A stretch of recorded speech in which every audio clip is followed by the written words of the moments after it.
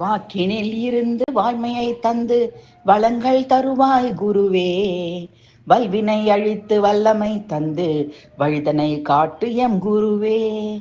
ஆக்கம் அளித்து ஊக்கமாயிருந்து அருந்தவ பயன் செய் குருவே. அல்லன செல்லா நல்லன மாறா நற்றுணையாவாய் எம் குருவே.